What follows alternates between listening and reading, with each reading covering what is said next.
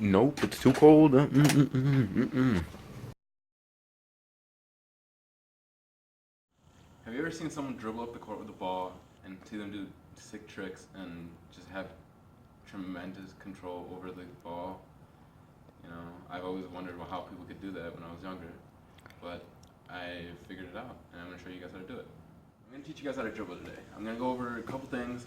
I'm going to go over just simply dribbling, and I'm going to go over some advanced dribbling, which is like doing some tricks with the ball, you know, getting past your defender, and I'm going to be also going over the technique on dribbling and how to keep the ball in front of you at all times. And I'm also going to be going over, the last thing is I'm going to be going over ankle breaking, and it's not really breaking people's ankles, it's just, you'll find out.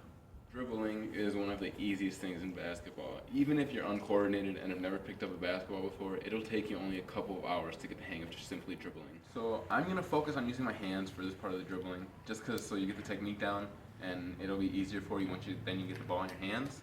Alright, so what you want to do is you don't want to keep your wrist and your elbows locked, because by having them locked, first of all, you'll look weird, and you won't have as good control over the ball.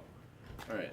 So what you basically want to do with your hand is you want to make sure it's nice and loose, because you want to have it too tight where you can't really move it as freely.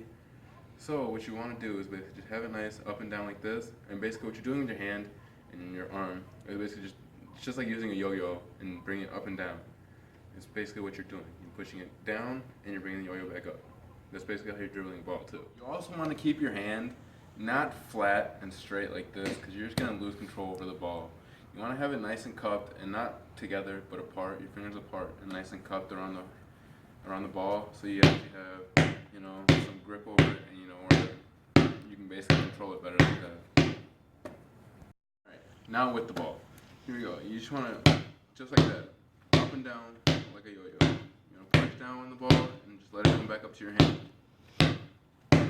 That's basically how you do it. And you see how your elbow should pop out when you do it. Not too much, really going like that as hard as you can. Just enough so the ball comes right back up to your hand. And you want to make sure the ball is at least underneath your torso right here. If you go too high, you're just going to lose control of the ball, and it's just not going to be fun. You know? So you just want to keep it nice and low. You're going to have more control over it this way also. Alright, now on to advanced dribbling. Alright, this move isn't that advanced. It's really, once you get the hang of dribbling, this one's kind of just given to you basically. It's pretty easy, and it's about the most common basketball move to be used. Alright, so basically it's just a crossover. All you basically do is start dribbling and just go to the other side.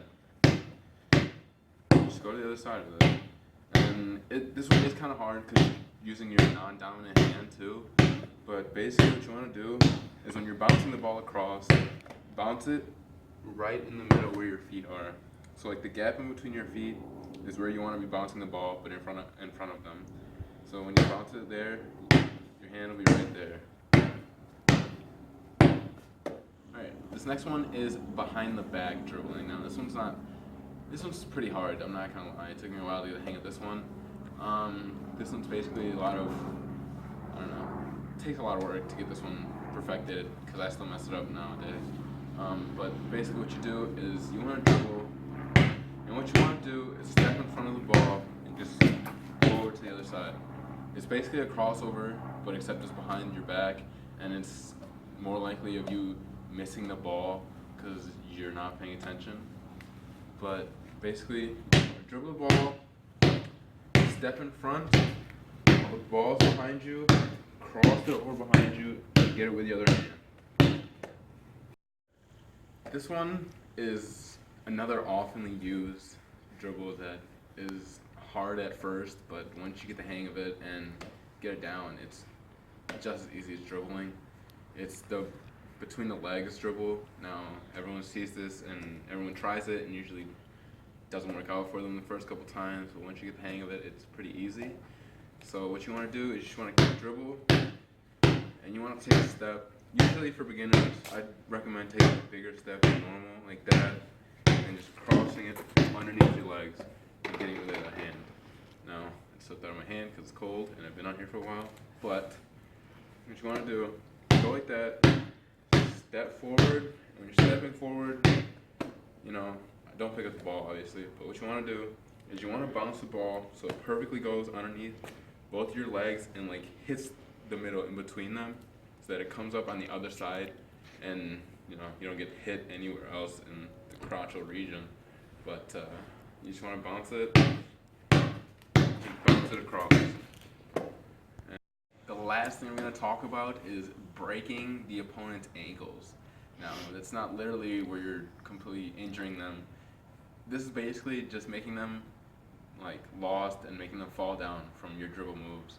And it's something that usually advanced people do, because when you're a beginner at dribbling, it's harder to do the fast and really quick moves to make them fall over. Basically make your opponent fall over. But what you want to do is usually you want to combo a bunch of these dribbling moves that I just showed you together, and you want to do them quick, and you want to make sure that your opponent cannot keep up with you when you're doing these, because when you're doing that and your opponent's not fast enough to keep up with you, and you just do one and he gets confused and he loses the ball easily, they're going to fall or at least lose their balance.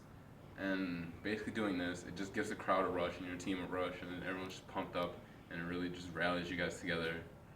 Well, that's it. I showed you what I knew about dribbling.